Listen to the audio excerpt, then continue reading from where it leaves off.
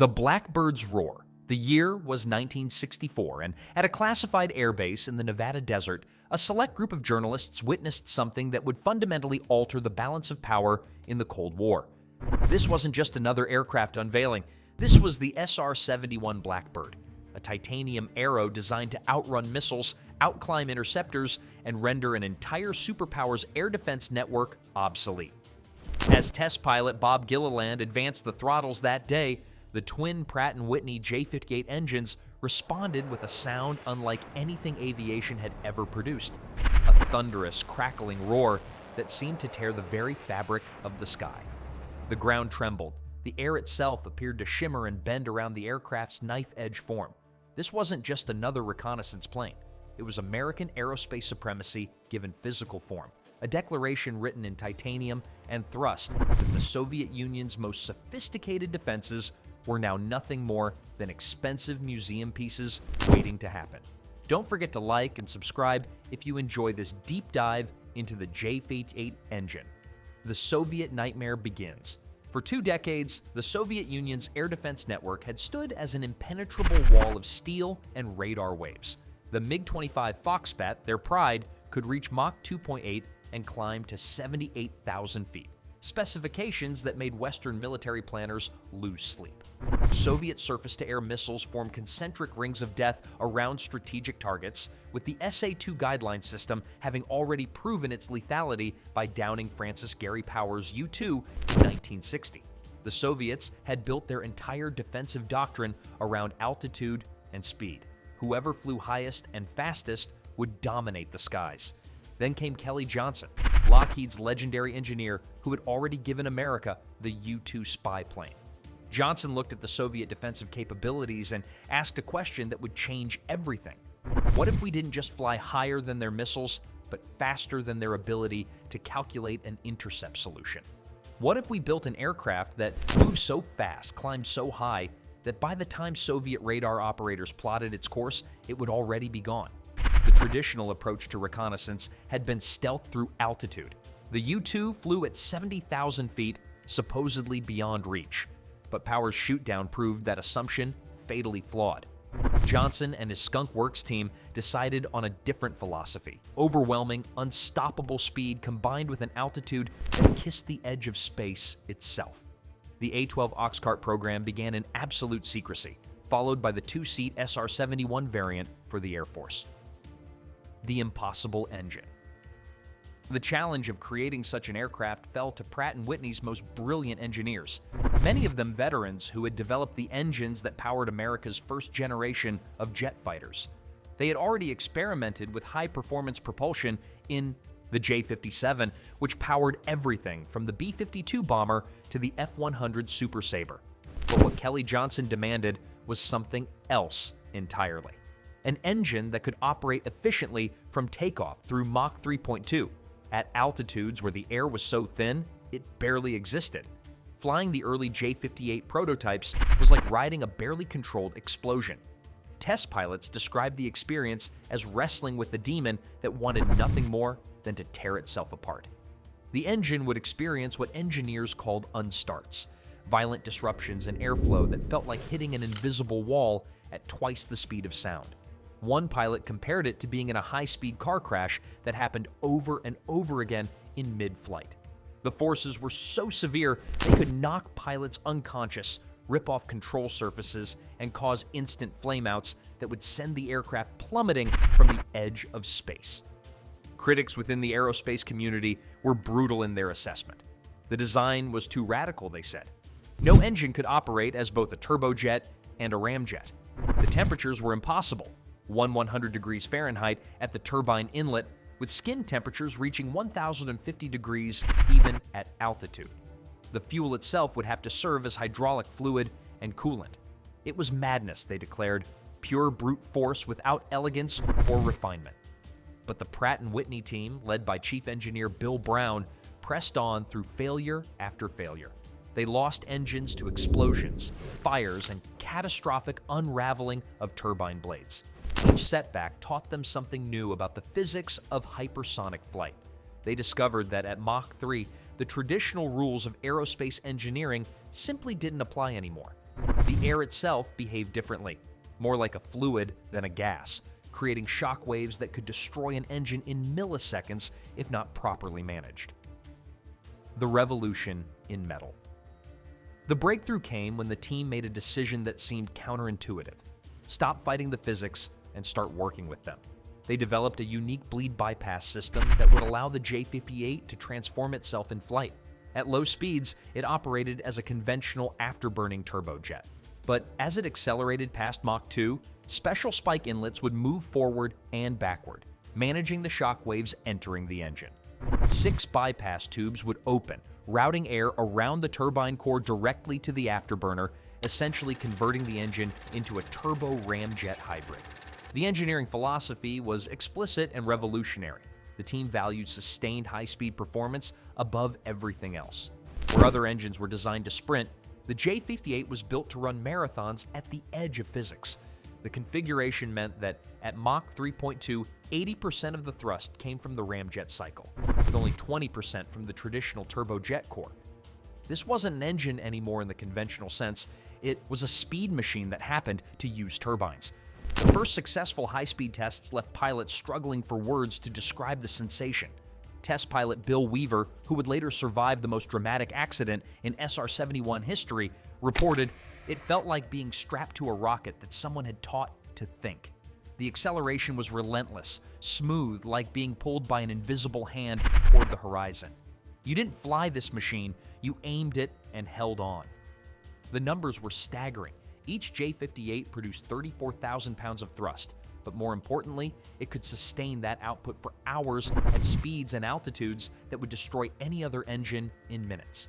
The engines consumed 8,000 gallons of specialized JP7 fuel per hour at cruise.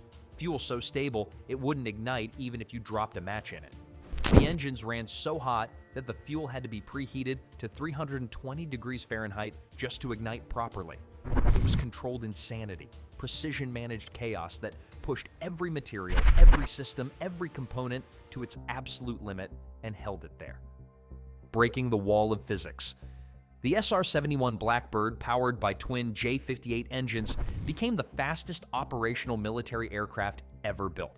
During a typical reconnaissance mission over the Soviet Union, it would accelerate past Mach 3, climbing to 85,000 feet, so high that pilots could see the curvature of the Earth, so fast that a flight from New York to London took less than 2 hours. The Soviets would detect it coming, launch their fastest interceptors, fire their most advanced missiles, and watch helplessly as the Blackbird simply accelerated and climbed away from every threat. The performance statistics meant it could photograph 100,000 square miles of territory in a single hour, like capturing the entire state of Colorado in perfect detail during a lunch break. The aircraft's cameras could photograph a golf ball from 80,000 feet while traveling at 2,200 miles per hour. The sound of its passage was likened to rolling thunder that arrived after the aircraft was already gone. Its titanium skin glowed cherry red from friction heating, like a meteor streaking across the upper atmosphere. The greatest challenge wasn't speed or altitude, it was managing the impossible temperatures generated by air friction. At Mach 3.2, the nose of the aircraft reached 800 degrees Fahrenheit. The windscreen was made of quartz and was so hot that pilots couldn't touch it for 20 minutes after landing.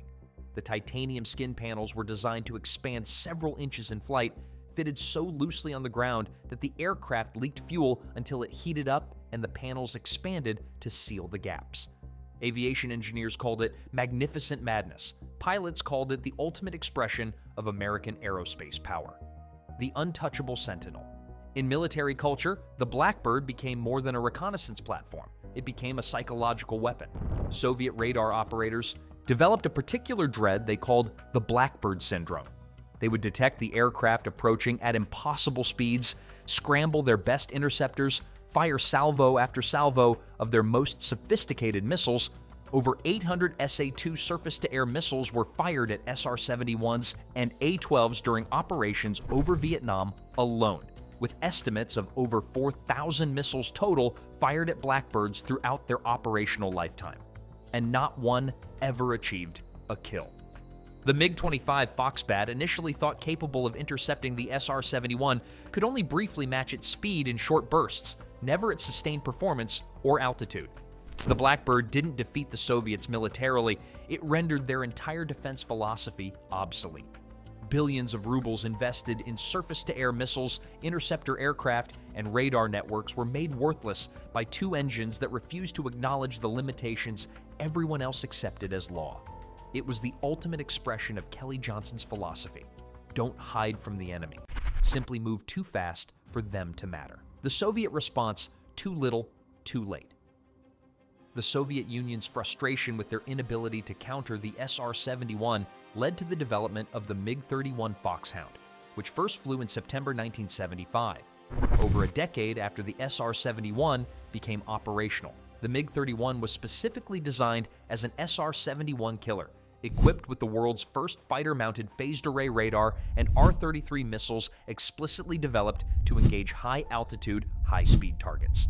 By 1986, MiG-31 pilots had developed tactics that could potentially threaten the SR-71. On January 31, 1986, Soviet pilot Mikhail Mayaki achieved radar lock on an SR-71 from 120 kilometers away.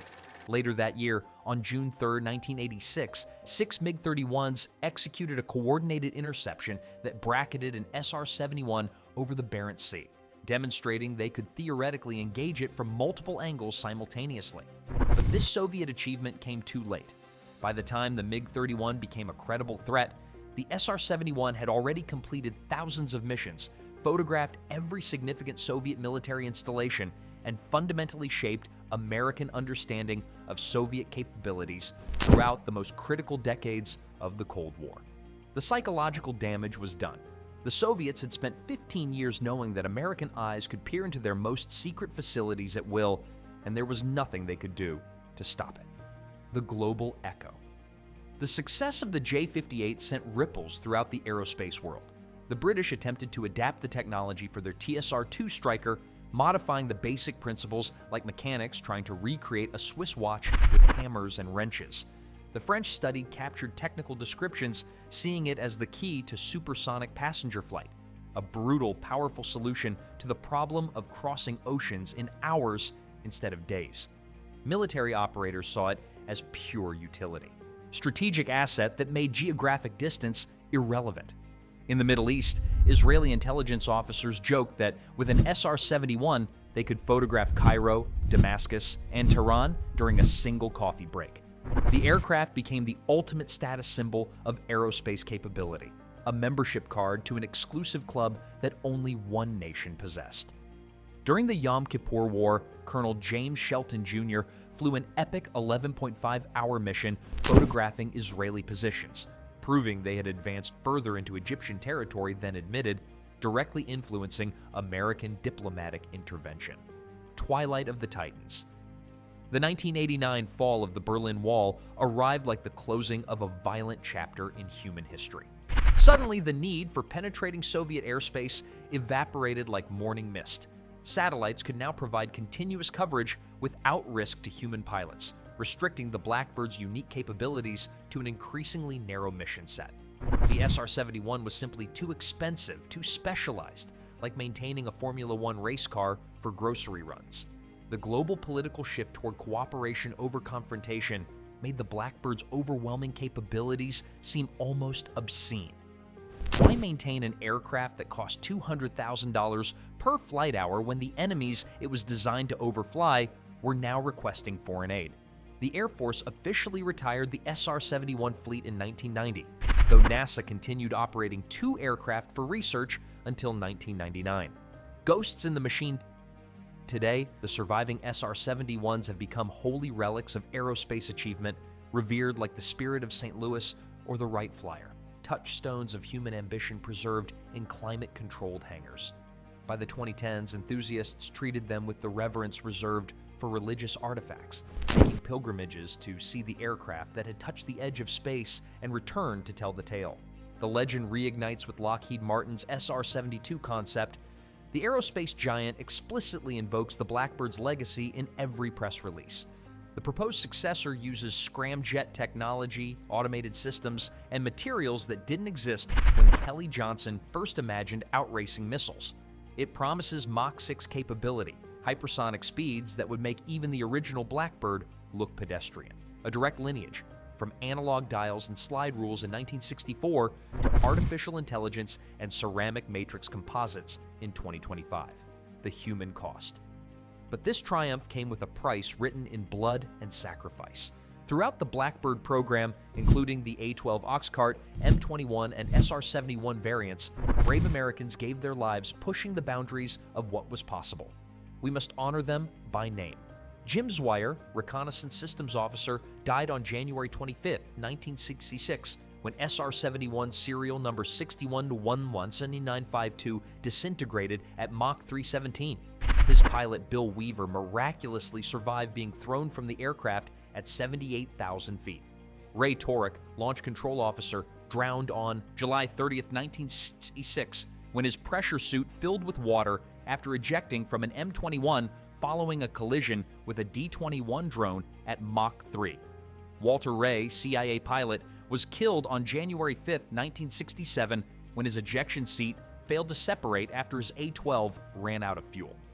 Jack Weeks, CIA pilot, disappeared on June 5, 1968, when his A-12 suffered a catastrophic failure over the South China Sea.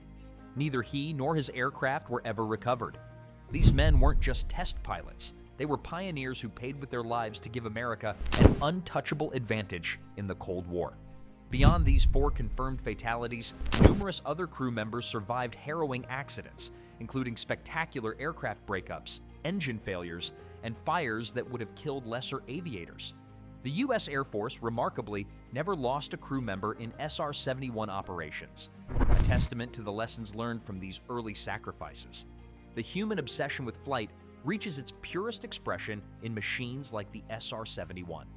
Whether military necessity or civilian ambition drives us, we continue to push against the boundaries of physics, seeking to fly higher, faster, further than anyone thought possible. The J58 engine was more than a mechanical achievement. It was a declaration that human ingenuity could overcome any limitation, that American engineering could achieve the impossible when national security demanded it. Consider this question. Would you strap yourself into 107 feet of titanium and fuel, knowing that brave men had died trying to master it, trusting your life to engines operating at the very edge of material science? What if your nation's security depended on it? What if being second best meant losing not just a race, but potentially freedom itself? The SR-71 Blackbird and its revolutionary J58 engines remind us that sometimes victory doesn't come from fighting the enemy's war, but from changing the game entirely. Speed as identity, altitude as advantage, physics as the ultimate arbiter of power.